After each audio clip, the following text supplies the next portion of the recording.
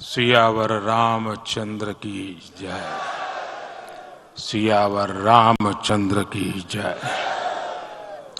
श्रद्धेय मंच, सभी संत एवं ऋषिगण, यहाँ उपस्थित और विश्व के कोने कोने में हम सबसे साथ जुड़े हुए सभी राम भक्त, आप सबको प्रणाम, आप सबको राम राम।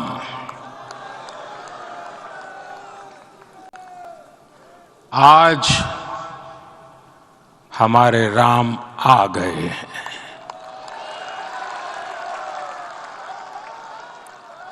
सदियों की प्रतीक्षा के बाद हमारे राम आ गए हैं।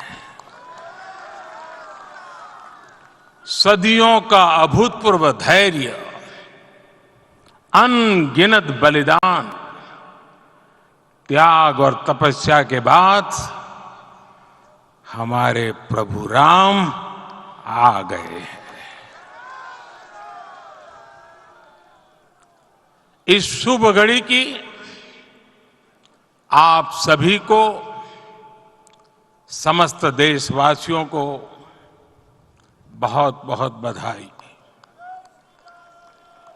मैं अभी गर्भगृह में ईश्वरीय चेतना का साक्षी बनकर आपके सामने उपस्थित हुआ हूं। कितना कुछ कहने को है, लेकिन कंठ अवरुद्ध है। मेरा शरीर अभी भी स्पंदित है, चित्त अभी भी उस पल में लीन है।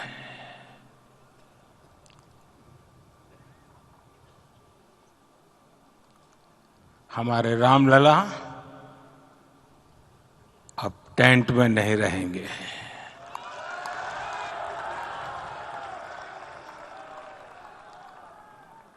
हमारे रामलला अब इस दिव्य मंदिर में रहेंगे। मेरा पक्का विश्वास है, अपार श्रद्धा है कि जो घटित हुआ है, इसकी अनुभूति देश के, विश्व के कोने कोने में राम भक्तों को हो रही होगी। ये क्षण अलौकिक है, ये पल पवित्रतम है। ये माहौल, ये वातावरण, ये ऊर्जा, ये घड़ी प्रभु श्री राम का हम सब पर आशीर्वाद है। 22 जनवरी 2024 का ये सूरज एक अद्भुत आभा लेकर आया है। 22 जनवरी 2024 ये कैलेंडर पर लिखी एक तारीख नहीं, ये एक नए काल चक्र का उद्गम है।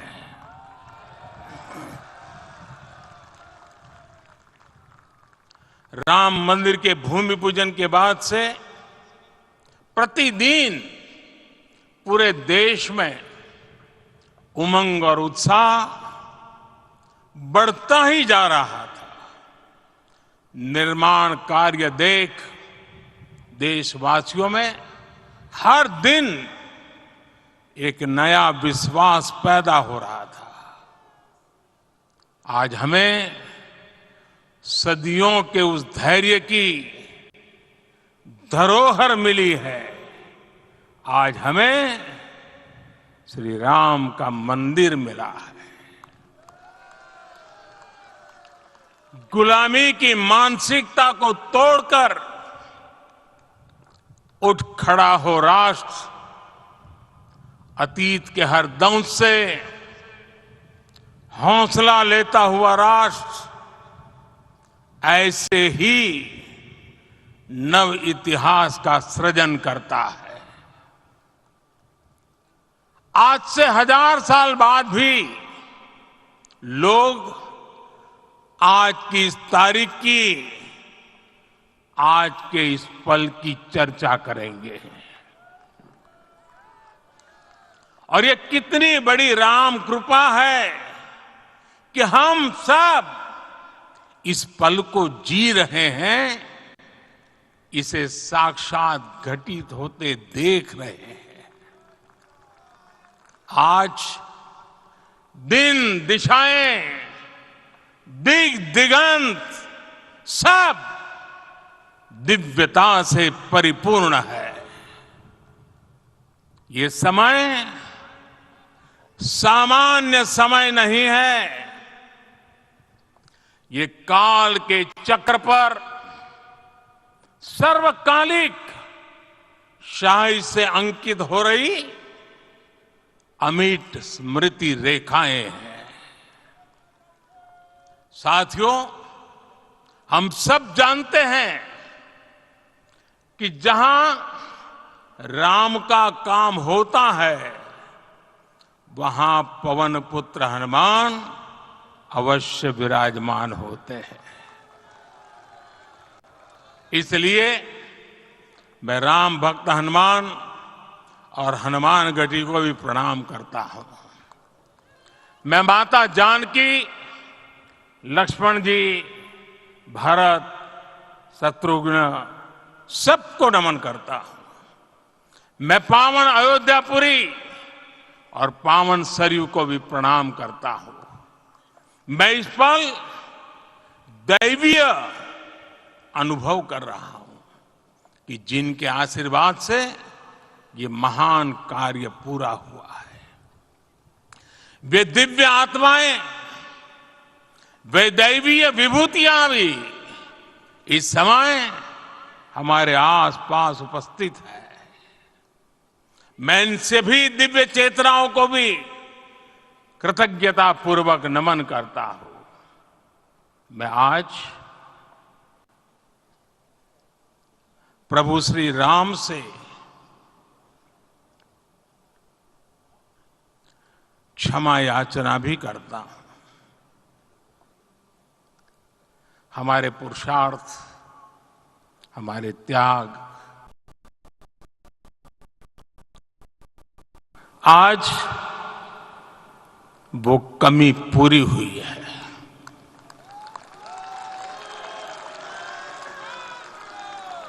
मुझे विश्वास है प्रभु राम आज हमें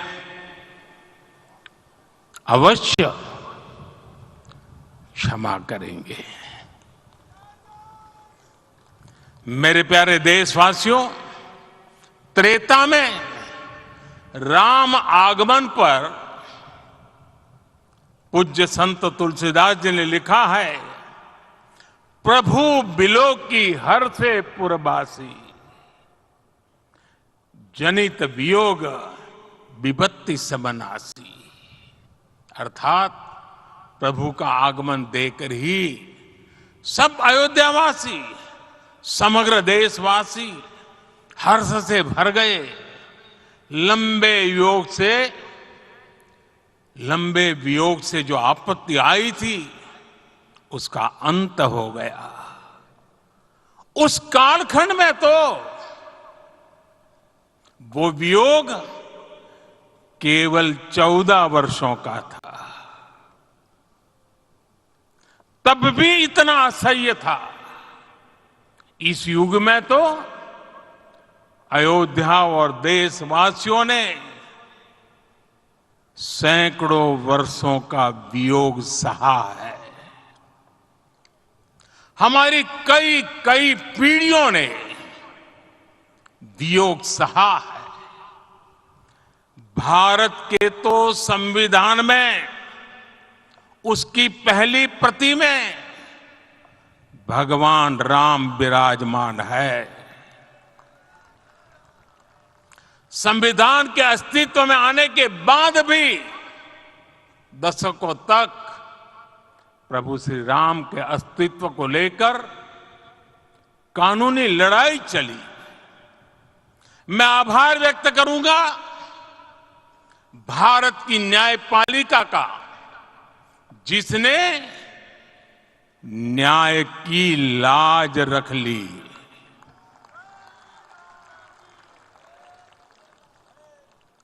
न्याय के पर्याय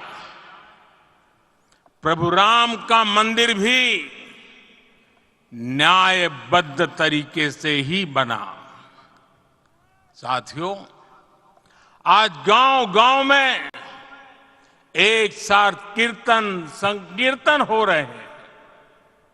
आज मंदिरों में उत्सव हो रहे हैं, स्वच्छता अभियान चलाए जा रहे हैं।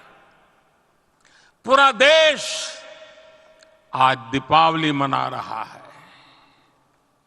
आज शाम घर घर राम ज्योति प्रज्वलित करने की तैयारी है। कल मैं श्री राम के आशीर्वाद से धनुषकोडी में राम सेतु के आरंभ बिंदु अरिचल मुनाई पर था। जिस घड़ी प्रभु राम समुद्र पार करने निकले थे, वो एक पल था जिसने काल चक्र को बदला था। उस भावमय पल को महसूस करने का मेरा ये विनम्र प्रयास था। वहां पर मैंने पुष्प वंदना की। वहां मेरे भीतर एक विश्वास जगा कि जैसे उस समय काल चक्र बदला था, उसी तरह अब काल चक्र फिर बदलेगा और शुभ दिशा में बढ़ेगा। अपने 11 दिन के व्रत अनुष्ठान के दौरान मैंने उन स्थानों का चरण स्पर्श करने का प्रयास किया जहां प्रभु राम के चरण पड़े थे। चाहे वो नासिक का पंचवटी धाम हो, केरला का पवित्र त्रिपायर मंदिर हो, आंध्र प्रदेश में लेपाक्षी हो, श्रीरंगम में रंगनाथ स्वामी मंदिर हो, रामेश्वरम में श्री रामनाथ स्वामी मंदिर हो, या फिर धनुषकोडी। मेरा सौभाग्य है कि इसी पुनीत पवित्र भाव के साथ मुझे सागर से सरयू तक की यात्रा का अवसर मिला। सागर से सरयू तक हर जगह राम नाम का वही उत्सव भाव छाया हुआ है। प्रभु राम तो भारत की आत्मा के कण कण से जुड़े हुए हैं। राम भारतवासियों के अंतर मन में विराजे हुए हैं। हम भारत में कहीं भी किसी की अंतरात्मा को छुएंगे तो इस एकत्व की अनुभूति होगी और यही भाव सब जगह मिलेगा। इससे उत्कृष्ट, इससे अधिक देश को समायोजित करने वाला सूत्र और क्या हो सकता है। मेरे प्यारे देशवासियों, मुझे देश के कोने कोने में अलग अलग भाषाओं में रामायण सुनने का अवसर मिला है, लेकिन विशेषकर पिछले 11 दिनों में रामायण अलग अलग भाषा में अलग राज्यों से मुझे विशेष रूप से सुनने का मौका मिला। राम को परिभाषित करते हुए ऋषियों ने कहा है, रमन्ते यस्मिन् इति रामः, अर्थात जिसमें रम जाए वही राम है। राम लोक की स्मृतियों में, पर्वत से लेकर परंपराओं में सर्वत्र समाये हुए हैं। हर युग में लोगों ने राम को जिया है। हर युग में लोगों ने अपने अपने शब्दों में अपनी अपनी तरह से राम को अभिव्यक्त किया है और ये राम रस जीवन प्रवाह की तरह निरंतर बहता रहता है। प्राचीन काल से भारत के हर कोने के लोग राम रस का आचमन करते रहे हैं। राम कथा असीम है और रामायण भी अनंत है। राम के आदर्श, राम के मूल्य, राम की शिक्षाएं सब जगह एक समान है।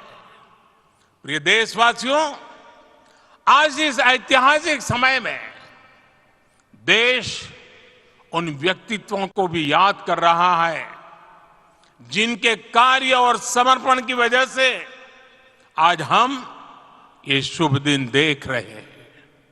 राम के इस काम में कितने ही लोगों ने त्याग और तपस्या की पराकाष्ठा करके दिखाई है। उन अनगिनत राम भक्तों के, उन अनगिनत कार सेवकों के और उन अनगिनत संत महात्माओं के हम सब ऋणी हैं। साथियों, आज का ये अवसर उत्सवता का क्षण तो है ही, लेकिन इसके साथ ही यह क्षण भारतीय समाज की परिपक्वता के बोध का भी क्षण है। हमारे लिए ये अवसर सिर्फ विजय का नहीं, विनय का भी है। दुनिया का इतिहास साक्षी है कि कई राष्ट्र अपने ही इतिहास में उलझ जाते हैं। ऐसे देशों ने जब भी अपने इतिहास की उलझी हुई गांठों को खोलने का प्रयास किया, उन्हें सफलता पाने में बहुत कठिनाई आई, बल्कि कई बार तो पहले से ज्यादा मुश्किल परिस्थितियां बन गई।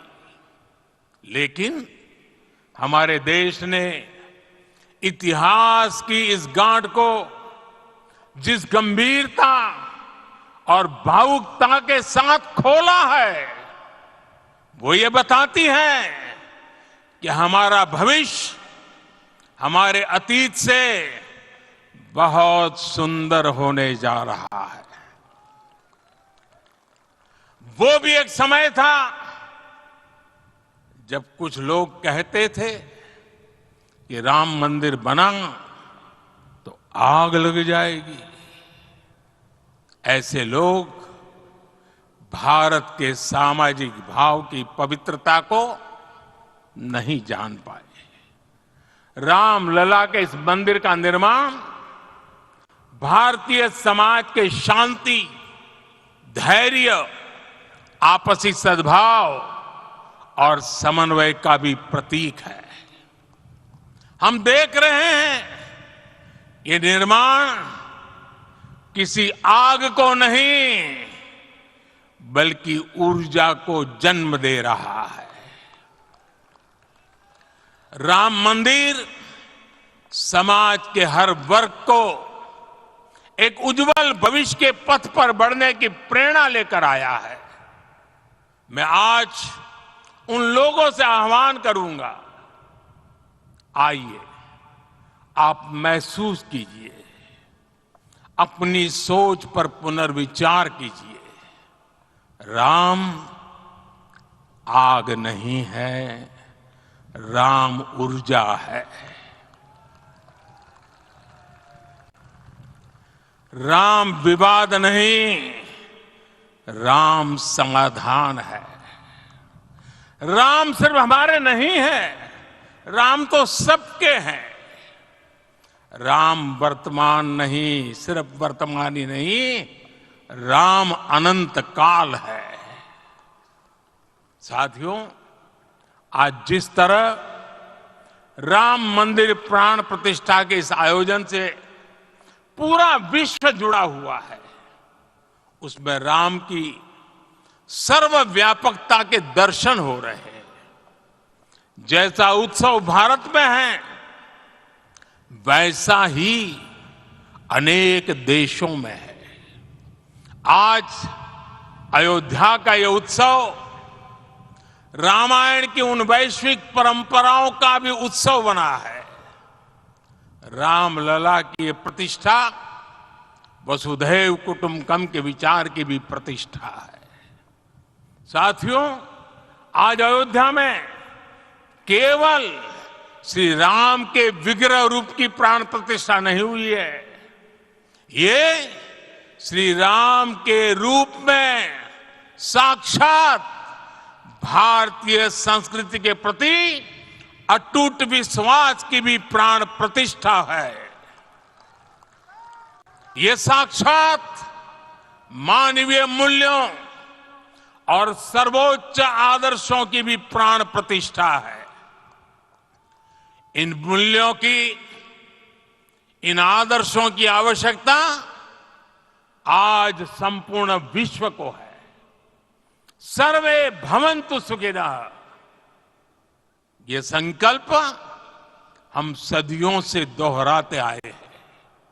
आज उसी संकल्प को राम मंदिर के रूप में साक्षात आकार मिला है। ये मंदिर मात्र एक देव मंदिर नहीं है, ये भारत की दृष्टि का, भारत के दर्शन का, भारत के दिग्दर्शन का मंदिर है। ये राम के रूप में राष्ट्र चेतना का मंदिर है। राम भारत की आस्था है, राम भारत का आधार है, राम भारत का विचार है, राम भारत का विधान है, राम भारत की चेतना है, राम भारत का चिंतन है, राम भारत की प्रतिष्ठा है, राम भारत का प्रताप है, राम प्रवाह है, राम प्रभाव है, राम नेति भी है, राम नीति भी है, राम नित्यता भी है, राम निरंतरता भी है, राम विभु है, विशद है, राम व्यापक है, विश्व है, विश्वात्मा है। और इसलिए जब राम की प्रतिष्ठा होती है तो उसका प्रभाव वर्षों या शताब्दियों तक ही नहीं होता, उसका प्रभाव हजारों वर्षों के लिए होता है। महर्षि वाल्मीकि ने कहा है, राज्यम 10 सहस्त्राणि प्राप्य वर्षाणि राघव, अर्थात राम 10,000 वर्षों के लिए राज्य पर प्रतिष्ठित हुए, यानी हजारों वर्षों के लिए राम राज्य स्थापित हुआ। जब त्रेता में राम आए थे तब हजारों वर्षों के लिए राम राज्य की स्थापना हुई थी। हजारों वर्षों तक राम विश्व पथ प्रदर्शन करते रहे थे। और इसलिए मेरे प्यारे देशवासियों, आज अयोध्या भूमि हम सभी से, प्रत्येक राम भक्त से, प्रत्येक भारतीय से कुछ सवाल कर रही है। श्री राम का भव्य मंदिर तो बन गया, अब आगे क्या? सदियों का इंतजार तो खत्म हो गया, अब आगे क्या? आज के इस अवसर पर जो दैवीय आत्माएं हमें आशीर्वाद देने के लिए उपस्थित हुई हैं, हमें देख रही हैं, उन्हें क्या हम ऐसे ही विदा करेंगे? नहीं, कदापि नहीं।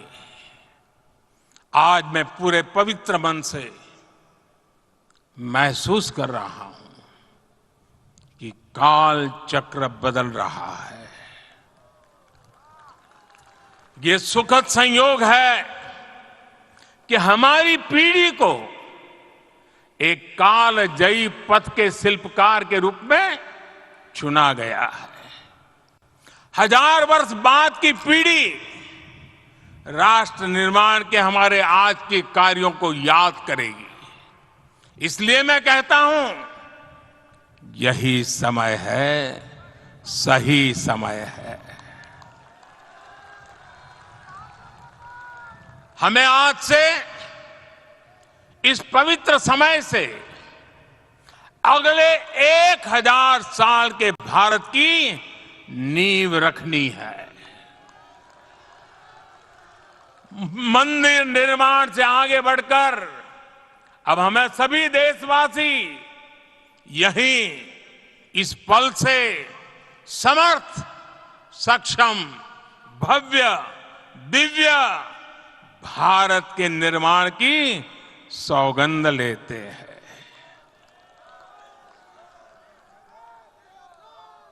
राम के विचार मानस के साथ ही जनमानस में भी हो, यही राष्ट्र निर्माण की सीढ़ी है। साथियों, आज के युग की मांग है कि हमें अपने अंतःकरण को विस्तार देना होगा। हमारी चेतना का विस्तार देव से देश तक, राम से राष्ट्र तक होना चाहिए। हनुमान जी की भक्ति, हनुमान जी की सेवा, हनुमान जी का समर्पण, ये ऐसे गुण हैं जिन्हें हमें बाहर नहीं खोजना पड़ता। प्रत्येक भारतीय में भक्ति, सेवा और समर्पण के भाव समर्थ, सक्षम, भव्य, दिव्य भारत का आधार बनेंगे। और यही तो है देव से देश और राम से राष्ट्र की चेतना का विस्तार। दूर सुदूर जंगल में, कुटिया में जीवन गुजारने वाली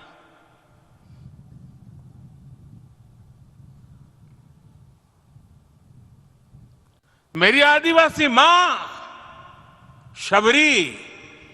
शबरी का ध्यान आते ही अप्रतिम विश्वास जागृत होता है। मां शबरी तो कब से कहती थी, राम आएंगे।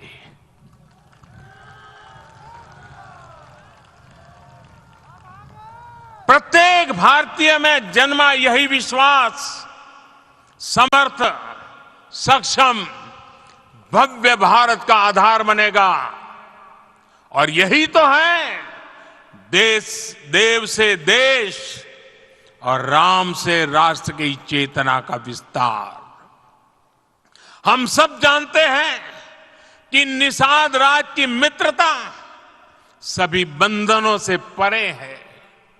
निषाद राज का राम के प्रति सम्मोहन, प्रभु राम का निषाद राज के लिए अपनापन कितना मौलिक है। सब अपने हैं, सभी समान है।